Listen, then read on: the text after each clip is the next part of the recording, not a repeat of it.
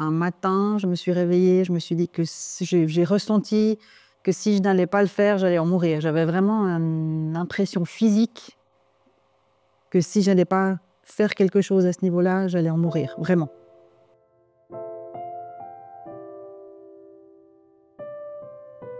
Je m'appelle donc Sonia Closet, j'ai 53 ans, je suis mariée et j'ai un garçon de 20 ans. Je travaille actuellement à la société Alpic en tant qu'assistante. C'est une société, une productrice d'électricité. Parlez-nous de votre situation de vie à l'époque. Quel était le déclic qui vous a poussé à changer? Oui, j'avais un travail qui était particulièrement stressant avec beaucoup d'heures, donc des repas très irréguliers et une fuite dans la nourriture. Quand j'étais stressée, je mangeais. Quand j'étais triste, je mangeais. J'ai essayé de perdre du poids à plusieurs reprises, sans succès. Enfin, avec du succès, je perdais, je reprenais, enfin, les fameux yo-yo. Et j'avais de plus en plus de soucis de santé. Donc, j'avais de l'hypertension, j'avais du prédiabète, j'avais le foie gras. Et à un moment, je me suis dit qu'il fallait vraiment que je fasse quelque chose pour régler tout ça. Ce qui m'a décidé, un matin, je me suis réveillée, je me suis dit que j'ai ressenti que si je n'allais pas le faire, j'allais en mourir. J'avais vraiment une impression physique que si j'allais pas faire quelque chose à ce niveau-là, j'allais en mourir, vraiment. Voilà le déclic. Racontez-nous comment s'est déroulée la période qui a suivi le déclic. J'ai 2 connaissances qui ont fait cette opération il y a quelques années. J'avais vu des photos avant-après, donc forcément ça donne envie, on se renseigne. J'ai discuté avec ces 2 personnes à plusieurs reprises. Ensuite, j'ai téléphoné au centre de l'obésité ici à Réna. Je suis tombée sur l'assistant de la doctoresse Dayer qui a été extrêmement gentille, adorable et m'a beaucoup aidée parce que j'étais en larmes au téléphone. J'ai pris rendez-vous. Il y avait une annulation qui venait de se faire juste avant mon appel, donc j'ai eu un rendez-vous très rapidement. J'ai eu une première consultation avec la doctoresse Dayer qui m'a tout de suite dit que je pouvais effectivement faire cette opération, enfin que je correspondais au profil pour bénéficier d'une opération du bypass.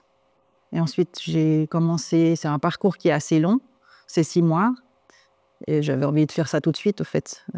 J'ai eu une gastroscopie, j'ai eu un suivi psy avec une diététicienne, avec plusieurs médecins, plusieurs corps médicaux.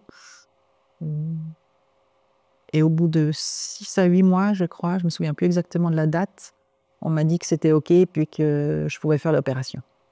À ce moment-là, j'ai eu très très peur et j'ai tout arrêté. Donc je suis retournée vers la doctoresse Dayer, j'ai dit non, je m'arrête là, je ne fais pas l'opération. J'avais peur. J'avais peur d'avoir peur.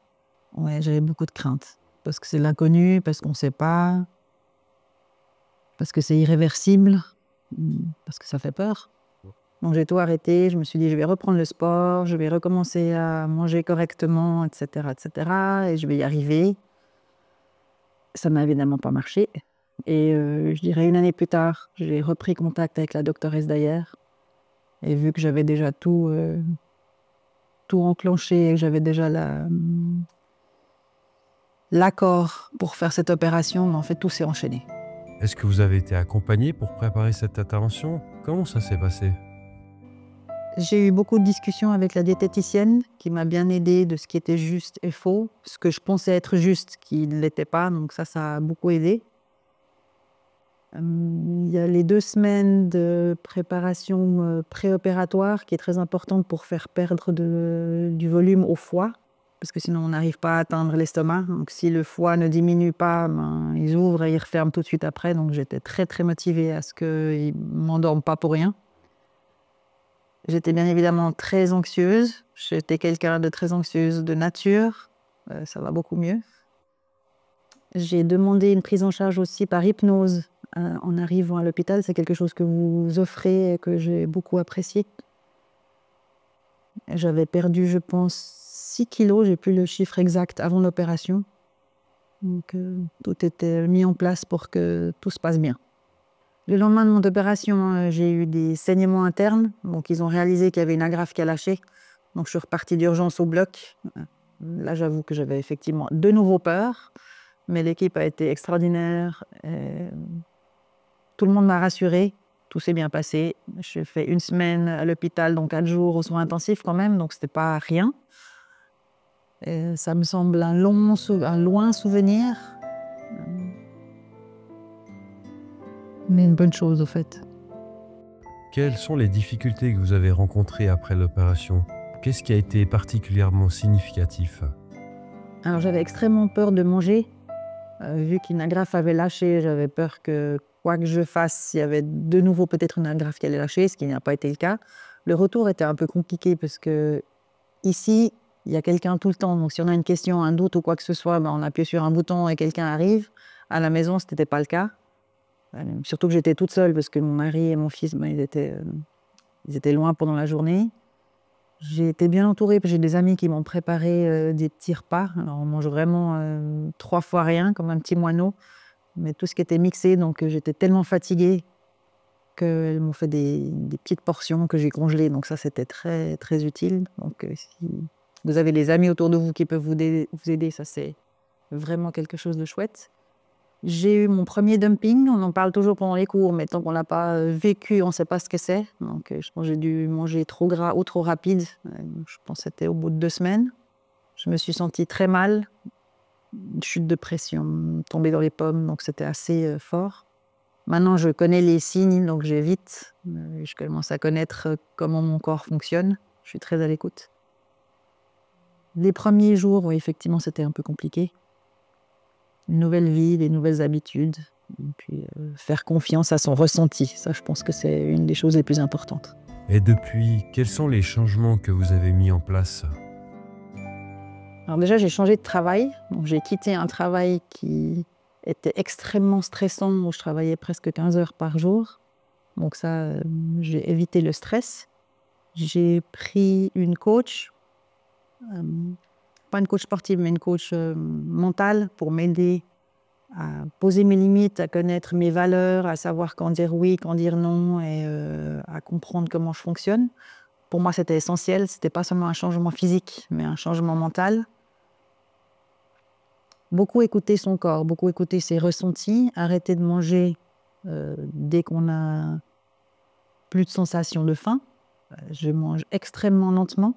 Et puis évidemment, une activité physique plus régulière, qui est beaucoup plus facile quand on a plus de 50 kilos en moins. Alors, je pesais 113 kilos avant le régime préopératoire et je suis actuellement à 61. 52 kilos de perte. Le moindre effort était vraiment très compliqué. Monter un étage, c'était dur parce que j'étais essoufflée. Donc, j'avais des stratégies pour ne pas devoir faire un effort physique. Maintenant, je monte 4 étages, 5 étages, 6 étages sans problème. Alors, je ne vais pas courir pour les monter, mais je les monte sans problème, sans être essoufflée. Donc, souvent, je me rappelle où j'en étais. Et c'est quand même une fierté de pouvoir maintenant monter tous ces étages, marcher sans être essoufflée. Et est-ce que vous auriez des conseils à donner aux personnes qui hésitent à franchir le pas? Ce qui m'a aidée, c'était vraiment de prendre une coach externe pour m'aider dans tout ce changement. Parce que je pense que c'est aussi un moment de ma vie où j'ai tout remis en question. Donc pour ça, moi, c'était vraiment quelque chose d'important et je pense que ça m'a beaucoup aidée. J'ai beaucoup discuté avec ces 2 personnes qui ont fait les opérations. Vraiment toutes les questions par rapport au relâchement de la peau, par rapport à sa façon de nourrir, par rapport au regard extérieur, sans aucun tabou. Je pense que c'est important de vraiment discuter et de poser toutes les questions et de prendre son temps. Comme moi, voilà, j'ai fait tout le parcours et ensuite j'ai dit non pour ensuite revenir et dire oui. Donc faire ça à son rythme. J'ai rejoint bien évidemment les réseaux sociaux sur des groupes post-bypass, etc. Donc je lisais beaucoup. Il y a beaucoup de personnes qui écrivent sur ce groupe qui ont eu des complications ou des choses qui n'ont pas fonctionné, alors que les gens où tout s'est bien passé, pas forcément. Donc si on se fie qu'à ces groupes, c'est pas forcément que du positif. Je dis pas de pas le faire, j'ai juste fait attention à que ce soit faire la part des choses. Mon but était d'arriver dans un IMC normal. J'y suis, donc c'est parfait. Par contre, quelqu'un qui perd plus vite ou moins vite, c'est pas un concours, c'est vraiment pour aller mieux au niveau santé. C'est la raison pour laquelle j'ai fait. J'ai plus de prédiabète, j'ai plus d'hypertension, j'ai plus de foie gras, plus de problèmes de santé. Alors soit on doit prendre des vitamines tout le temps, c'est quand même mieux que de prendre des médicaments pour baisser la tension ou contre le diabète. J'ai le mot bienveillant qui me vient à l'esprit. Ils ont tous été extraordinaires, vraiment à l'écoute, gentils, ouverts. Le premier rendez-vous que j'ai eu avec la doctoresse Dayer, j'étais en larmes dans son bureau et elle avait les larmes aux yeux. Donc c'est vraiment pas juste la patiente numéro 3218. C'est vraiment une relation qu'elle a avec les patients. En tout cas, c'est ce que moi j'ai ressenti avec elle. Tout le côté aussi administratif, son assistante, elle m'a tellement aussi aidée au début parce que je suis aussi arrivée en larmes, parce que c'est vraiment quelque chose... J'étais très émotive, je le suis toujours. Ils ont tous été top, vraiment bien accompagnés. Et quand j'ai eu des soucis, elle a toujours été là aussi, la doctoresse Dayer. Même le lendemain, quand j'ai dû me faire réopérer, on arrive en salle d'op, elle me tenait la main, elle me rassurait. Non, c'était un suivi exceptionnel. Je suis extrêmement reconnaissante de son accompagnement et puis de tout ce qu'elle a fait pour moi. Merci.